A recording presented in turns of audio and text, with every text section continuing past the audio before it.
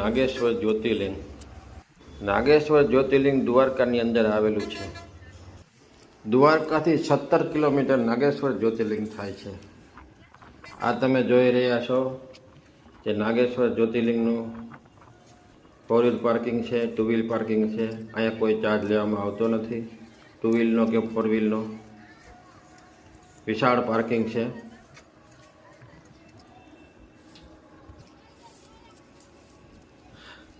હવે આપણે મહાદેવના દર્શન કરીશું અંદર.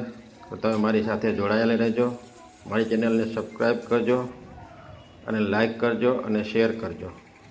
આનો ઇતિહાસ એવો છે કે દારૂકા નામની રાક્ષસી હતી. તેણે માતા પાર્વતીજીની તપસ્યા કરી હતી અને માતાજીને પ્રસન્ન કર્યા હતા. માતાજી પ્રસન્ન થયા એટલે એને વરદાન માંગવાનું કહ્યું. તેને માતાને કહ્યું કે માતા, વનમાં ઘણી વનસ્પતિઓ હોય છે અને